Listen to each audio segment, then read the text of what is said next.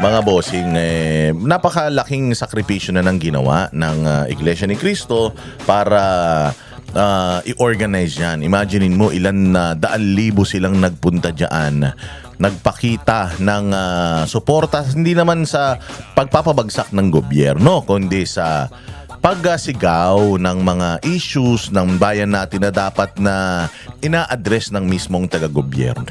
Taga-gobyerno, ba yan? Nadulas pa yung dila ko. Oo. So kailangan lang naman kasi talaga natin. At even dyan sa People Power Monument, bawal nga kaming sumigaw ng Marcos resign. Oo. Kaya lang talagang after nung malupit na revelasyon ni Amy Marcos, talagang mapapasigaw ka ng Marcos resign. Kung meron kang delikadeza, katulad niyan, di ba nag-resign? Nag-resign si Amina Pangandaman, nag-resign si Bersamin. Bakit? Oo, kasi delikadeza. Kung may delikadeza ka, mayroong mga ganitong issue na lumutang against you or tungkol sa'yo, abay, dapat mag-ano ka na, magbalot-balot ka na. Hindi ka na dapat nasa posisyon. Kasi, kaya naman kayo nandiyan sa mga posisyon na yan kasi pinagkatiwalaan kayo ng taong bayan eh. O so kung sa tingin ninyo, wala na yung tiwala ng taong bayan sa inyo, abay bakit nasa posisyon pa kayo? Kayo na mismo yung magkusa, di ba? At bayaan na yung mga taong bayan ang mamili ng mga gusto nilang ulit ilagay dyan. Naaayon naman sa naaayon sa batas, hindi ba? O so talagang diyan sa People Power Revolution Monument, hindi talaga tayo hindi talaga tayo nagsisigaw ng mga Marcos resign. Ako nga every time pag nung nagsalita nga ako sa stage, ang sinabi ko nga is this is not to itong ginagawa natin na to kumbaga pag-alala sa lahat ng mga pang-aalipos na pang-aabuso sa atin. Lahat ng issue na kinakaharap natin na hindi nila ina-address dahil puro sila politika, yun yung sinisigaw natin doon. Oo. Tapos sinabi ko pa nga dyan sa aking speech na sa stage na this is not to actually not to ask for Marcos's resignation. Ang ginagawa natin dito is yun nga at tsaka i-expose lahat ng kabulastugan, makinig sila yung mga susunod na taon na sila ay nasa posisyon, ayusin na nila. Kung nagnanakaw nga talaga sila, itigil na nila yung pagnanakaw, ibalik na lang nila yung pera. Hindi tayo pumapayag sa pagnanakaw nila. Kung nagnakaw kayo, ibalik ninyo yung pera ng taong bayan kasi kailangan ng bayan natin yan. Ang dami naghihirap. Ang daming mga nawalan ng tahanan, ang daming mga nawalan ng mga kamag-anak at mga mahal sa buhay. Kaya kung may mga puso talaga kayo, ayaw nyo rin lang naman magsialis. Di sana, ibalik nyo na lang yung mga ninakaw nyo. Tapos tapusin nyo yung mga termino ninyo. Okay man lang sa amin yan. Kasi sa totoo lang, nanalo naman talaga kayo sa eleksyon. So, pinababayaan naman namin kayo na manilbihan. Ang problema, hindi naman kayo naninilbihan, nananalbahe kayo. Diba? Hindi kayo nagsisilbi. Mga salbahe. Yun ang problema natin mga salbahe kayo sa mga kababayan ninyo Kaya nagrereklamo kasi kung sa totoo lang, kung maayos naman ang panunungkulan ninyo at hindi kayo mga hudas sa gobyerno, hindi kayo hudas sa mga taong nagloklok sa inyo, wala namang magrereklamo. Panahon naman ni Pangulong Duterte, mga dilawan lang naman ang nagrereklamo, bukod dun wala naman. Yung mga dilawan naman, kahit sino naman yung presidente, basta hindi sila aawayin ng mga putang ina niyan So yun lang naman ang panalangin at hinihiling natin sa inyo na sana naman sir, ma'am, congressman, girlboy, bakla, tomboy. Sana naman magsilbi at magserbisyo kayo ng tama para sa mga kababayan nyo. Yun lang naman. Masyado kayo gagalit kayo kagad Ha? Ayan mga pi kayo mga putangin nyo Kaya ako sinuto sombrero to kasi mapapapi ka talaga di ba ngayon mga boss, pag-uusapan natin itong malupit na revelasyon ni Amy Marcos at kung ano yung mga sagot ng mga defender ni Bongbong Marcos. Medyo nagulat tayo.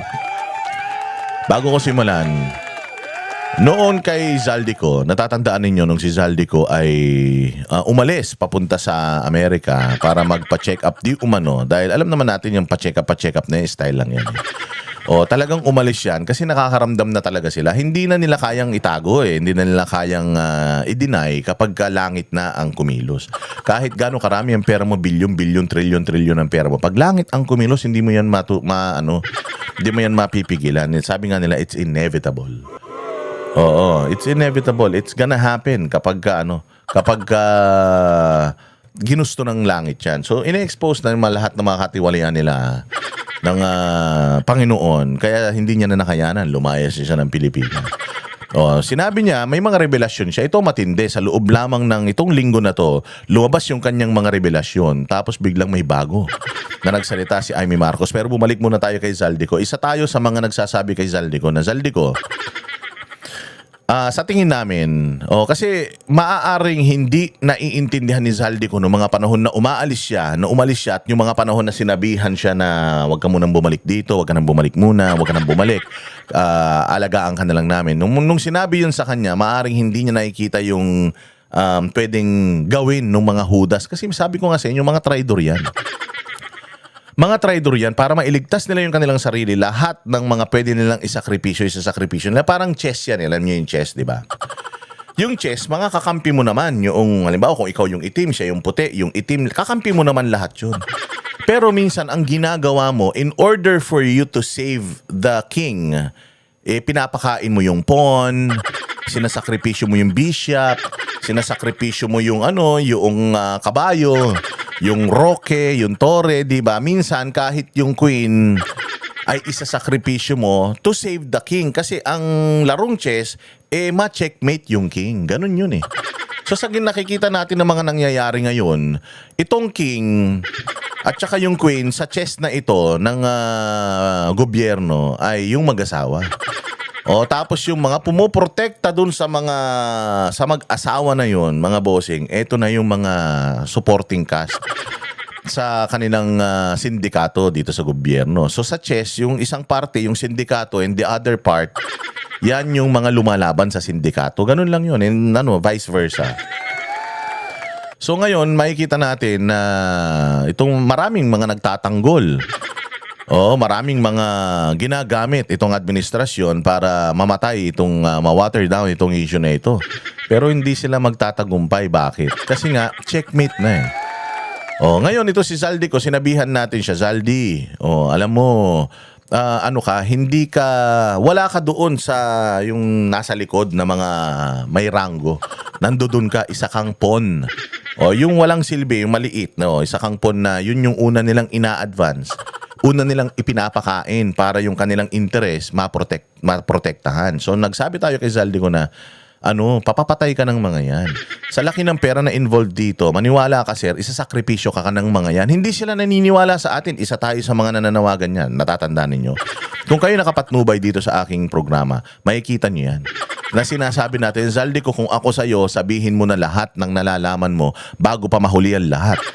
Actually, itong ang pagsasabi ni Zaldico na ito, medyo para nga sa akin, huli na yan eh. Huli na, bakit? Kasi nga tinan mo, may nangyari ng Cebu. May nangyari ng mga paglindol. So, ibig kong sabihin, palagay ko kung noon pa nagsalita si Zaldico, kung noon pa in-expose ni Zaldico itong mga katiwalian ng mga kasamahan niya, sana siguro hindi na pinabagyo, hindi na pinabaha ng Panginoon. Maniwala kayo. Kaya lang kasi kailangan kumilos ang langit eh. Hindi sila gumagalaw eh. So kailangan maipakita sa mga tao kung ano yung sitwasyon na meron tayo ngayon. Kaya ayan, bumagyo. Lahat yan, gawa ng Panginoon. Ano sasabihin nyo na naman? Hindi, gawa ba ng Panginoon yan? May mga namatay. Kasi nga, gusto ng Panginoon may matutunan tayo dito sa mga aral na ito. Kaya marami talagang mga nangamatay. Kailangan talagang may magbubuwis ng buhay para lang sa kausa. Ano yung kausa? Yung cause naman natin ever since the Spaniards, since the occupation of the Japanese and the Americans. Ang gusto lang naman talaga natin is maging maayos ang Pilipinas at maraming pong nagbuwis ng buhay nung panahon ng mga Espanyol, panahon ng mga Hapon, panahon ng mga Amerikano, maraming nagbuwis ng buhay. Hanggang ngayon, lumalaban pa rin tayo para sa Pilipinas nating mahal at nagbubuwis pa rin tayo ng buhay. Hanggang kailan tayo magbubuwis ng buhay para sa maayos na Pilipinas? Kaya yun yung gusto kong yung aral na gustong ipakita ng Panginoon sa atin, na ang problema rito kayo. Binigyan na nga kayo ng demokrasya pero hindi nyo naman ginagamit sa tama. Binigyan kayo ng demokrasya, eleksyon para mamili ng tamang mga taong ilalagay ninyo, pero wala, hindi nyo ginagampanan yung inyong mga tungkulin, tapos gusto nyo pumabor sa inyo. Hindi pa pwedeng ganun. You have to sacrifice. Sa pagboto ng mga nasa gobyerno, ilalagay nyo sa gobyerno, you have to sacrifice. Ano yung isasakripisyo ninyo? Merong ibinibigay na 5,000. Hindi nyo tatanggapin. Yun yung sakripisyo. Kailangan nyo labanan yung cravings ninyo, yung pagiging karnal ninyo. Kailangan nyo labanan yung pagiging materialistic ninyo para magkaroon tayo ng maayos na Pilipinas para sa isa't isa. So inano natin si Zaldico, nakiusap tayo kay Zaldico. Hindi ba ginawa niya na salamat sa Panginoon dahil hinipo niya si Zaldico at inilabas niya yung mga nalalaman niya, at may mga kumakalat ngayon na mga pictures ng mga maleta. Meron pang isang picture kanina na ipinakita na may maleta, may 19th Congress, tapos meron pang picture ng pamilya ng mga Romualdez. Diyos ko po, paano nyo ngayon lulusutan yan? So ngayon hindi pa tayo nakaka-move on. Part 1 at part 2 pa lang ng revelasyon ni Zaldico. Tapos sa pangalawang araw ng rally, naglabas siya ng part 3, pero putya, mas matindi yung hydro bomb na na pinakawalan ni Aimee. Pero isa rin tayo sa mga nagpe-pressure kay Aimee, natatandaan nyo? Marami ng mga tao, mga vlogger na pro-Aimee, pero kaming mga banateros, nanatili kami na hindi anti-Aimee pero nanatili kami putting pressure on Aimee Marcos na lahat ng nalalaman niya tungkol sa kapatid niya, sabihin niya na. Sinabi nga namin na mamimili ka, bayan o pamilya. Kasi sa paglilingkod bayan, dapat bayan muna bago ang sarili at bago ang pamilya. Noon pa natin siya pinipressure. Aimee, if there is somebody who knows his brother well, ikaw yun. If there is someone who knows kung ano ang drug addiction di umano at ginagawang kabalbalan at kahinaan nitong si Pangulong Marcos, ikaw yun. Hindi naman siyempre magsasalita yung mga anak niya against him. Hindi man magsasalita yung kanyang asawa against him. O yung mga kaibigan against him. Ang pinaka-reputable na talagang magsasalita dito, ikaw at saka yung nanay mo. Na yung nanay mo, hindi naman magsasalita yun kasi kawatan yun eh. Katulad ng natatay nyo eh. So, ito ang problema natin. Di na talagang pinipressure si Aimee, mangga. Wala yan, hindi totoo yan. Plastic yan hanggat hindi niya hinihiling o sinasabi yung sikreto ng kapatid niya. Hindi tayo maniniwala sa kanya. Naniniwala tayo for the longest time. Sinabi pa ni Pangulong Duterte ito. Naniniwala tayo sa lahat ng sinabi ni Pangulong Duterte, weak leader, spoiled, at saka yung may bisyo. Naniniwala tayo pero wala tayong kumpirmasyon. Bakit? Kasi hindi naman sila nagdi-deny, hindi pa sila nagpapadrug test. May pinakita si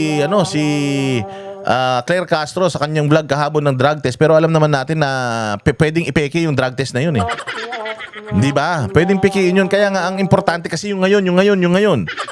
Importante ngayon. Kung talagang hindi totoo, bakit nagpapakita kayo ng dati, luma na drug test? Bakit hindi kayo magpakita ng bago para matapos na tong issue na to?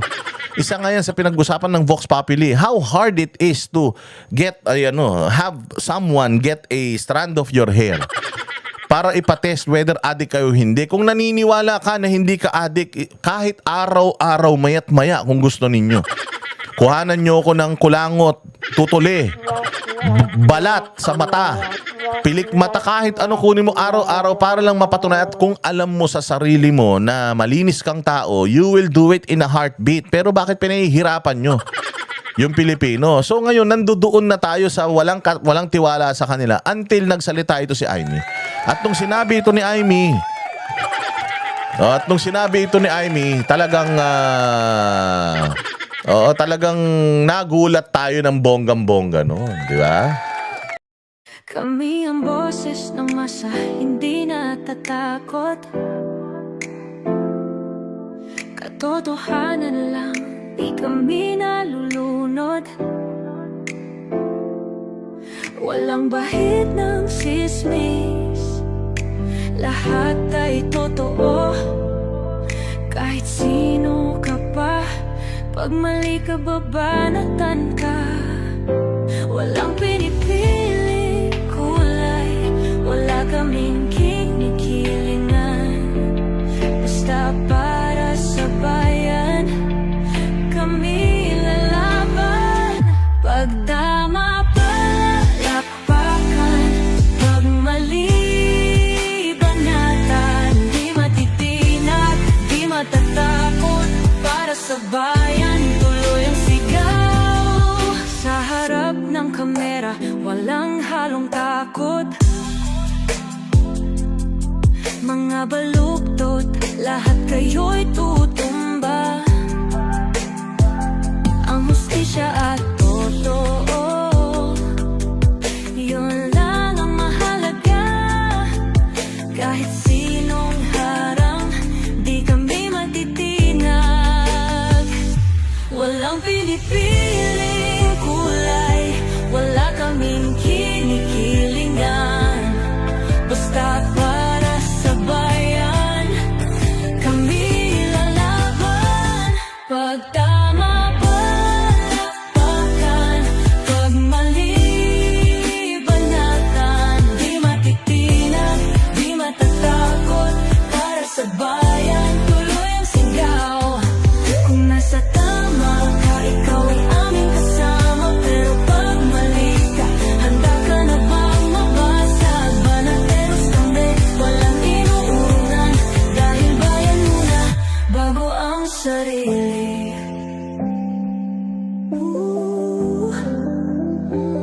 Bago ang sarili.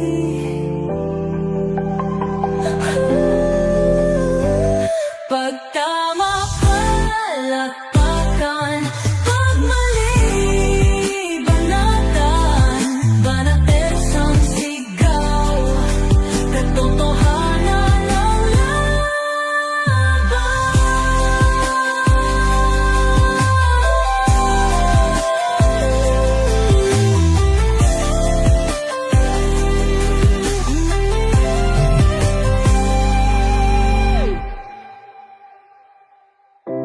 Sa harap ng